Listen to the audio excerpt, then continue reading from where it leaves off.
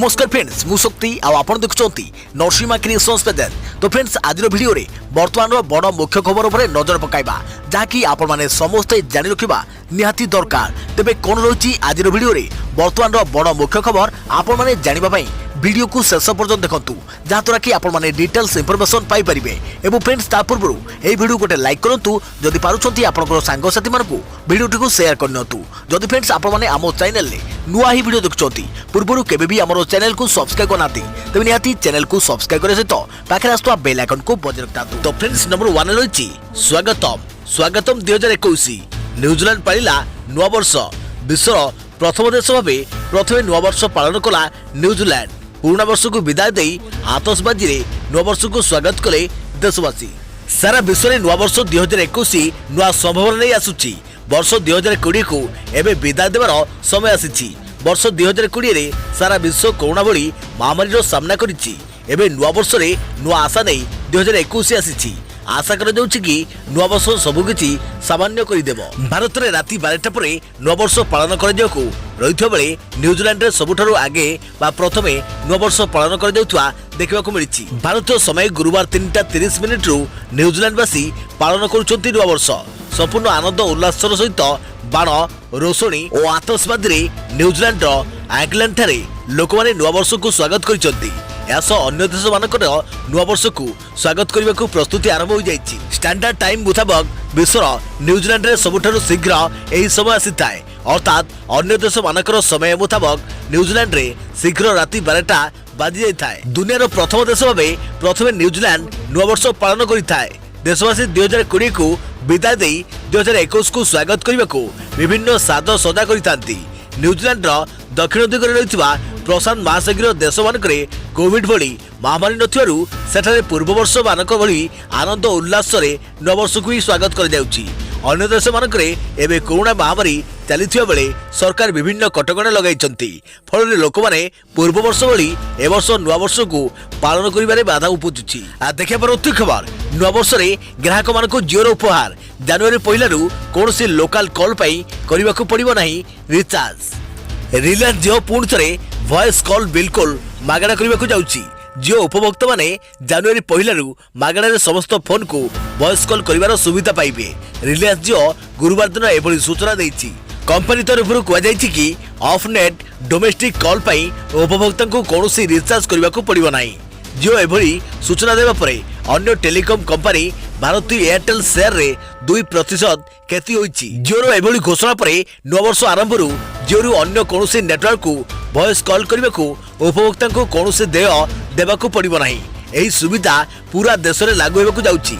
वर्तमान आयुषी व्यवस्था पाई ग्राहक को ऑफ नेट वॉइस कॉल पाई देय देवाकू पड़ुथिला। कहि रखुछु कि 2019 सेप्टेम्बर मास ठारू telecom regulatory authority of India तरफ मोबाइल को कॉल करबाकू थिबा आयुषी को जनवरी 2020 जाए वृद्धि करथिले। जिओ तार ग्राहक मान ऑफ नेट कॉल पाई देय आदाय करुथिला। कंपनी तरफ आहरी कहुଯାଇଛି कि Jio on net voice call free रही। वोल्ट बड़ी एडवांस टेक्नोलोजी जरिया भारतीय नागरिक को यह सुविधा जोगाई देवाकू जिओ प्रतिबद्ध। रिलायंस जिओ अक्टोबर मास सुधा 22 लाख रु अधिक ग्राहक को निज सहित जोड़ी सारी। यासह कंपनी पाखे मोट 40.63 कोटी उपभोक्ता रही कंपनी स्पष्ट करिछि। देखा पर खबर 4 मे रु सीबीएसई बोर्ड परीक्षा। सीबीएसई बोर्ड परीक्षा पाई तारीख घोषणा कले केंद्र शिक्षा मंत्री। 4 मे रु सीबीएसई बोर्ड परीक्षा। सीबीएसई बोर्ड परीक्षा पाई तारीख घोषणा होउछि। तारीख घोषणा करिसंती केंद्र शिक्षा मंत्री रमेश पोखरियाल। यासह जून 10 तारीख सुधा परीक्षा सारिबा को लक्ष्य रही। मार्च 1 रु प्रैक्टिकल परीक्षा आरंभ करने को घोषणा होइछि। सेहीपरि जुलाई 15 सुधा रिजल्ट बाहर करने को लक्ष्य रही। प्राय 30 लाख छात्र छात्री सीबीएसई बोर्ड परीक्षा हेब। दशम और द्वादश छात्र छात्री परीक्षा कर आज तारीख घोषणा हेब बोली केंद्र शिक्षा मंत्री ट्वीट करी पूर्व सूचना देइथिले। तारीख घोषणा पर सीबीएसई परीक्षा को नहीं चली अपेक्षार अंत घटी। देखा पर अति खबर नव वर्ष आनीपारे नुआ संभावना। वर्ष 2020 विदाय कोरोना महामारी मिल पारे मुक्ति। नुआ वर्ष आनीपारे नुआ संभावना। वर्ष 2020 विदाय कोरोना महामारी मिल पारे मुक्ति। सीधा सीधा नहले भी किछि एइभली संकेत देउछि औषध को अनुमति देइथिबा देशर सर्वोच्च संस्था drugs controller general of India DCGI संकेत मिलुची देश को खूब शीघ्र मिल पारे कोरोना महामारी आश्वस्ति। Drugs controller general of India VG Somani एभली इंगित करिसेंती। एक वीडियो कॉन्फ्रेंस रे शामिल होई VG सोमानी कहिसेंती बोधुए नुआ वर्ष को मंगलमय करने को आम हाथ में किछि थिबो। देश में कोविड टीकाकरण जनवरी 1 शुक्रवार दिन अर्थात आज गुरुत्वपूर्ण बैठक बसिबो। एपरि समय देश को खूब शीघ्र टीका मिलवा नहीं संकेत देइछंती DCGI। फल कोरोना टीका को नहीं समस्त मन में आशा बढ़ी जाइछि। Drugs controller of India subject expert committee बा विशेषज्ञ कमिटी बैठक हेबो। शुक्रवार हेबाकु थिबा बैठक रे फाइजर, ऑक्सफोर्ड, एस्ट्राजेनेका वैक्सीन और भारत बायोटेक वैक्सीन टीकार जरूरीकालीन व्यवहार पर लोड़ा जाइथिबा अनुमति उपरे निष्पत्ति निया जाई पारे। कोरोना टीकाकरण अभियान को नहीं सारा देश में प्रस्तुति चली एथिपाई समस्त प्रकार आवश्यकता प्रस्तुति कर जाइछि। भारत में निर्मित स्वदेशी टीका प्रति घर पर्यंत पहुंचवा लगी उद्यम शेष पर्यायर रही कहते प्रधानमंत्री नरेंद्र मोदी। भारत में आसंता मासरू टीकाकरण प्रक्रिया आरंभ होइछि। 4 राज्य में टीकाकरण ड्राई रन शेष होता बेले जनवरी 2 तारिख अन्य सब राज्य में टीकार ड्राई रन कर देखा परवर्ती खबर। नववर्ष गोवा में कमुची पर्यटकों भिड़। नववर्ष पालन गोवा सबुले प्रथम पसंद। गोवा में जमुची पर्यटकों भिड़।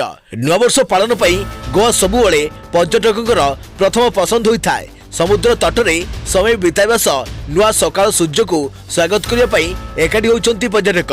2020 रे कोरोना कटकणा जो पर्यटक क्षेत्र विशेष भाव में क्षतिग्रस्त होता बेले एवं पर्यटन स्थली गुड़िक पर्यटकों भिड़ जमीबार लगी। गोवार समुद्र कूल में पर्यटकों भिड़ प्राकृतिक मजा ने नुआ वर्ष स्वागत रे विभोर होती पर्यटक। नुआ वर्ष पालन करने केतक पर्यटक सबुले गोवा आसती एवं एठारे पुराणा वर्ष को विदाय देवा सह नुआ वर्ष को स्वागत करती। कोविड महामारी जो कटकणा लगी जो गोवा पर्यटन क्षेत्र क्षतिग्रस्त होता एवं कटकणा किछिटा कोहल होगा पर गत किछि सप्ताह धरी एठारे पर्यटकों भिड़ जमीबार लगी। देखा परवर्ती खबर। एससीबी हेब 90 गलबर 350 कोटी टंकार खर्च रे आगेब प्रकल्प काम 2024 रे उद्घाटन पाई लक्ष्य। श्री रामचंद्र भंज मेडिकल कॉलेज हेब नवगलेबर 350 कोटी टंकार खर्च रे प्रकल्प काम आगेइछि। एम्स प्लस विश्वस्तरीय चिकित्सा सुविधा जोगाई दिया।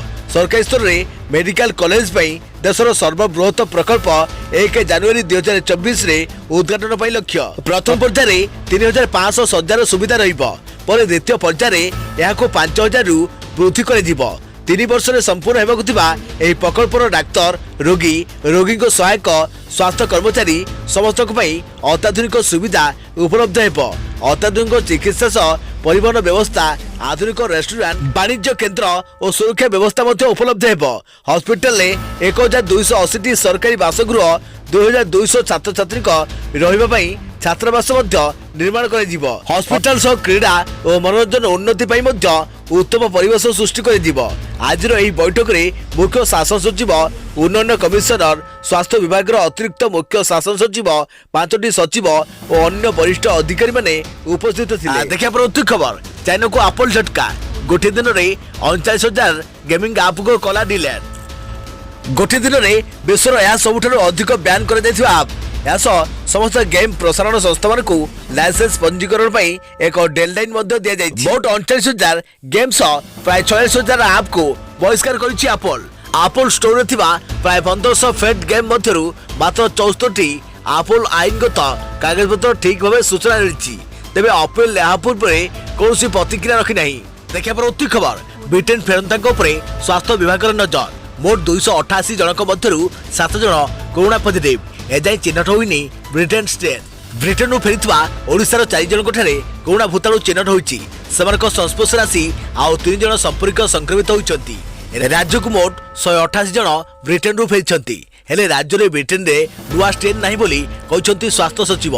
ब्रिटेन ओडिशा आसिछन्ति 188 जन सेथुरु 179 जन को चिन्हट कर जाइछि। तेबे 9 जनक परिचय संपर्क रे एजाई कोनोसी तथ्य सामना को आसिनी।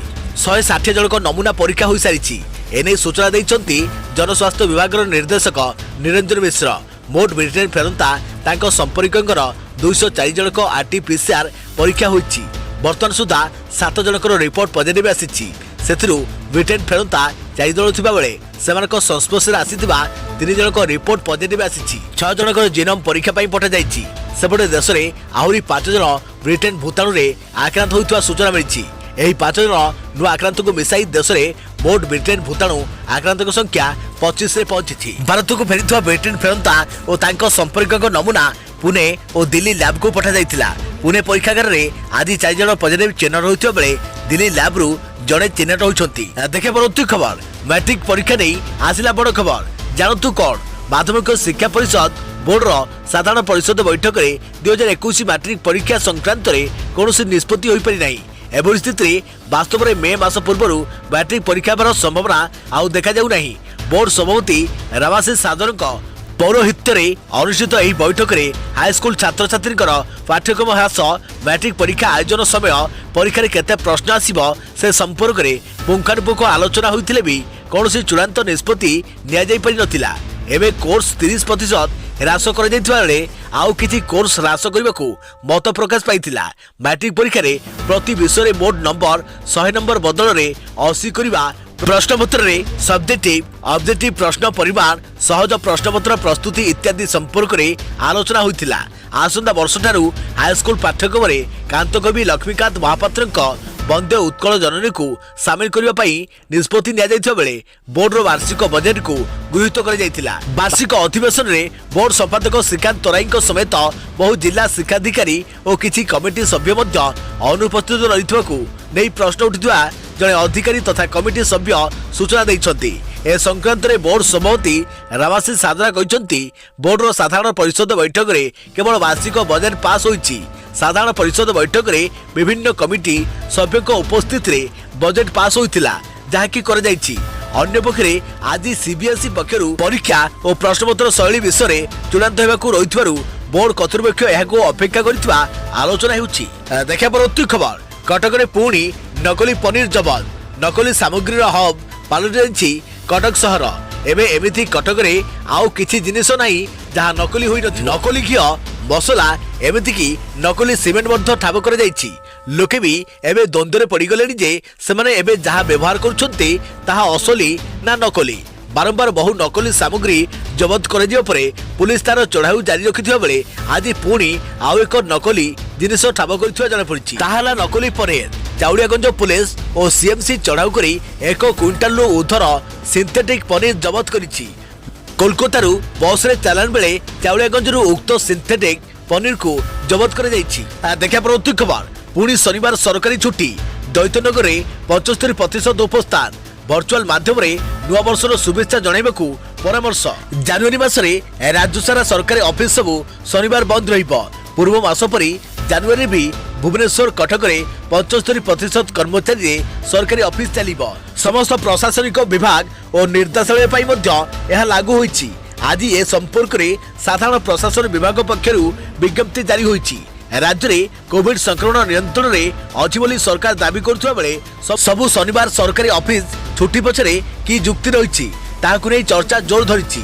ସେହିପରି କେବଳ ଭୁବନେଶ୍ୱର, କଟକରେ 75% କର୍ମଚାରୀଙ୍କୁ ନେଇ କାହିଁକି ସରକାରୀ ଅଫିସ ଚାଲିବ ତାହାର କାରଣ ବି କେହି ଜାଣିପାରୁନାହାନ୍ତି। ସାଧାରଣ ପ୍ରଶାସନ ବିଭାଗ ପକ୍ଷରୁ ଜାରି ବିଜ୍ଞପ୍ତି ଅନୁଯାୟୀ ପୁଲିସ, ଅଗ୍ନିଶମ, ସ୍ୱାସ୍ଥ୍ୟ ସେବା, ପୌର ସେବା ଆଦି ଅତ୍ୟାବଶ୍ୟକ ସେବା ଯୋଗାଉଥିବା କାର୍ଯ୍ୟାଳୟଗୁଡ଼ିକ 100% କର୍ମଚାରୀରେ କାର୍ଯ୍ୟ କରିବେ। ସରକାରୀ କାର୍ଯ୍ୟାଳୟଗୁଡ଼ିକରେ ଯେପରି କୋଭିଡ ସଂକ୍ରମଣ ନ ବ୍ୟାପେ ତାହାକୁ ନଜର ରଖି ପୂର୍ବରୁ ଜାରି ହୋଇଥିବା ଗାଇଡଲାଇନକୁ ପାଳନ କରିବା ପାଇଁ କାର୍ଯ୍ୟାଳୟ ମୁଖ୍ୟମାନେ ପଦକ୍ଷେପ ନେବେ। ନୂଆବର୍ଷରେ ସରକାରୀ କାର୍ଯ୍ୟାଳୟଗୁଡ଼ିକରେ କର୍ମଚାରୀମାନେ ନିଜ ସହକର୍ମୀ ଓ ବରିଷ୍ଠମାନଙ୍କୁ ନୂଆ ବର୍ଷରେ ଶୁଭେଚ୍ଛା ଜଣାଇବା ପାଇଁ ଭିଡ଼ ନ କରିବାକୁ ସାଧାରଣ ପ୍ରଶାସନ ବିଭାଗ ପକ୍ଷରୁ ପରାମର୍ଶ ଦିଆଯାଇଛି। କୋଭିଡ ସଂକ୍ରମଣ ରୋକିବାକୁ ଶାରୀରିକ ଦୂରତା ନିୟମ ଗୁରୁତ୍ୱପୂର୍ଣ୍ଣ ହୋଇଥିବାରୁ ତାହାକୁ ପାଳନ କରିବାକୁ କର୍ମଚାରୀମାନଙ୍କୁ କୁହାଯାଇଛି। ନୂଆବର୍ଷର ଶୁଭେଚ୍ଛା ଜଣାଇବା ପାଇଁ ଭର୍ଚୁଆଲ ମାଧ୍ୟମକୁ ଆପଣେଇବା ପାଇଁ କୁହାଯାଇଛି। ଦେଖିବା ପରବର୍ତ୍ତୀ ଖବର, ଟିକାକରଣ ପାଇଁ ପୁଣି ଥରେ ତାଲିକା ମାଗିଲା କେନ୍ଦ୍ର। 7 ଦିନ ଭିତରେ ପୋର୍ଟାଲରେ ନାମ ଅପଲୋଡ ପାଇଁ ନିର୍ଦ୍ଦେଶ। ଯେମିତି କୌଣସି ସ୍ୱାସ୍ଥ୍ୟକର୍ମୀ ବାଦ ପଡ଼ିବେ ନାହିଁ ସେ ନେଇ ସ୍ୱାସ୍ଥ୍ୟ ସଚିବ ଓ ଜିଲ୍ଲାପାଳମାନଙ୍କୁ ଚିଠି।